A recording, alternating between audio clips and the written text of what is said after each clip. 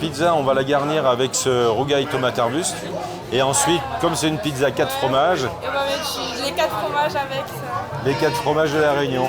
Alors, il y a toutes sortes de fromages qu'on peut utiliser. Cap noir. On peut utiliser du Cap Noir, du Saint-Paulin, du Piton Maïdo. On peut utiliser aussi des petits frais qui vont très bien dessus, qui vont fondre et qui vont s'étaler sur les légumes, sur la pizza. Voilà. Et moi, je m'appelle Claude. Je suis cuisinier et je vais vous montrer aujourd'hui comment faire une pâte à pizza. En fait, sur les pizzas, on peut mettre vraiment beaucoup de choses. De manière classique, on va dire, c'est habituellement une sauce tomate. La sauce tomate, vous pouvez la faire maison, mais si vous n'avez pas le temps de la faire, vous pouvez acheter des sauces tomates qui sont déjà faites. Et moi, je vous conseille de ne pas acheter des sauces tomates qui viennent de très loin, parce qu'il y a des gens ici à La Réunion qui font des très bonnes sauces tomates.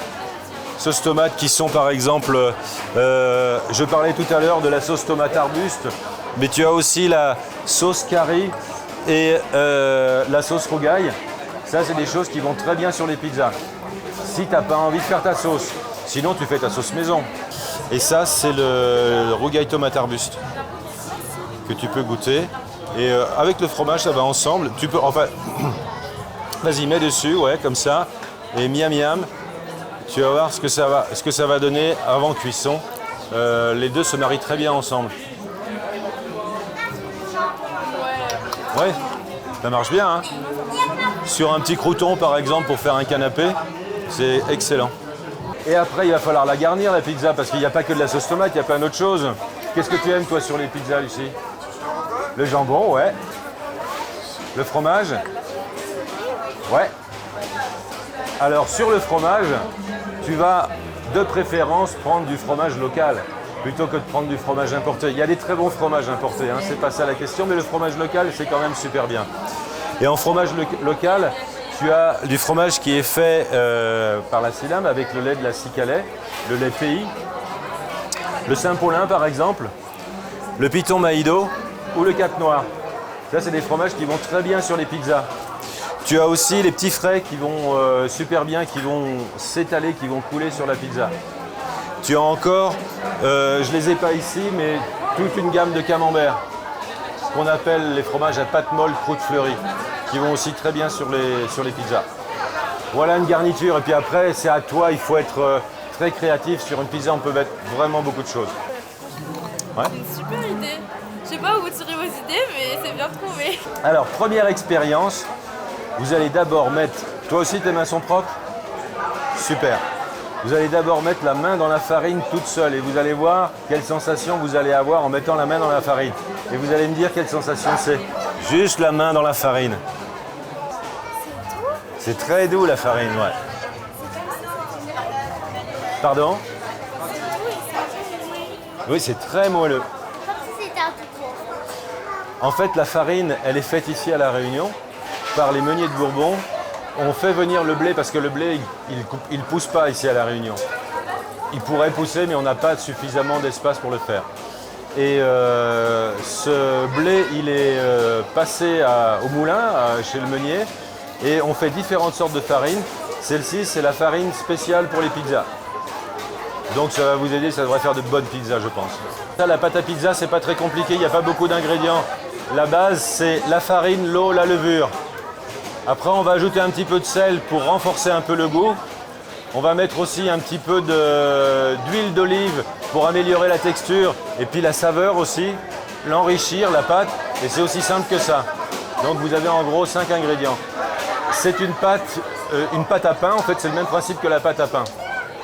Cette levure-là, je vous disais que c'était des organismes vivants, ils ne supportent pas d'être en contact avec le sel. Donc on va d'abord les mélanger à part, dans un petit gobelet. Dans ce petit gobelet-là, je vais vous mettre 4 grammes, puisqu'on a fait une demi-tournée. Je vais vous mettre 4 grammes de levure. Moi, tu sais que c'est 4 grammes. Parce que j'ai déjà pesé avant. Je mets un petit peu d'eau dedans, pas énormément, c'est juste pour dissoudre la levure. Et là maintenant, avec votre doigt, vous allez tourner pour que la levure soit bien dissoute dans l'eau. Maintenant, on va mettre l'eau. L'eau, c'est simplement la moitié de la farine. C'est-à-dire que si tu mets 1 kg de farine, par exemple, tu vas mettre combien de kilos d'eau? Un demi-kilo. Et ben voilà, magnifique, aussi simple que ça. Hop là, et on mélange tout ça ensemble. Allez, vas-y, tu pétris fort, fort, fort. Ça va vous faire des muscles, hein. Mais les pizzas aux tomates arbustes, j'ai jamais goûté. Ouais, en fait, tu vois l'intérêt d'utiliser le rougail tomate arbuste, c'est comparativement aux sauces tomates qu'on va acheter, qui sont importées de l'Europe, Europe de l'Est, enfin qui vont venir de très loin par des bateaux cargo. Là, on a un produit pays qui est fait ici à La Réunion avec des tomates arbustes qui sont locales aussi. Donc tu as vraiment une sauce tomate qui est pas la napolitana dalla mamma, mais c'est pas grave. Tu as la sauce, local. voilà, la sauce tomate locale. Et ça c'est très bien. Et c'est très pratique et comme tu as vu, ça va très bien avec le fromage. Maintenant que vous avez pas mal mélangé, je peux mettre la levure dedans parce que je sais qu'elle ne sera pas en contact direct avec le sel. Voilà, on met la levure.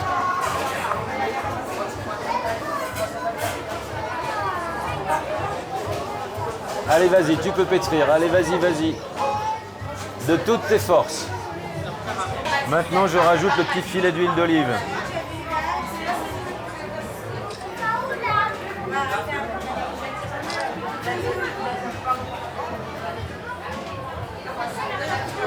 Alors, je vous disais tout à l'heure, les filles, qu'une fois que votre pâte à pizza sera terminée, elle va commencer à gonfler, elle va lever.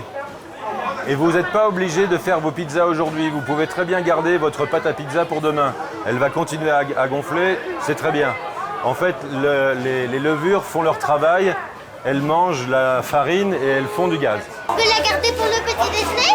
Ah oui, pizza au petit déjeuner, ça c'est des vrais petits déjeuners. Et voilà, la pâte à pizza est terminée. Pardon? C'est difficile d'être chef. C'est pas difficile de devenir chef, de faire la formation pour devenir cuisinier. Ça prend quelques années, ça prend 2 ans, ça peut prendre 4 ans si tu veux en faire un peu plus. Moi, j'ai continué encore après à étudier, mais c'est le travail en cuisine qui est quelquefois un peu difficile parce que le métier de cuisinier, ça demande beaucoup d'efforts physiques, ça demande de la concentration, ça demande beaucoup d'engagement. Il faut vraiment être intéressé par ce qu'on fait. Et puis aussi, le rapport avec le client. En fait, quand tu fais de la cuisine, tu as envie de lui faire plaisir. Donc il faut que ça te vienne du ventre. Tu as envie de lui donner de la bonne cuisine à ton client. Donc ça peut être dur. Les horaires sont quelquefois assez difficiles. Mais il y a des possibilités de travailler en cuisine avec des horaires un peu plus acceptables. Donc il y a tellement de domaines en cuisine que, tu vois, moi j'ai travaillé dans des endroits où par exemple on faisait de la cuisine pour 1500 personnes. J'étais chef de cuisine à l'ambassade de France et à l'ambassade de l'Union européenne, où là je faisais de la cuisine pour très peu de personnes, mais c'était du haut de gamme. Donc le travail peut être complètement différent, mais c'est toujours intéressant quand tu aimes la cuisine.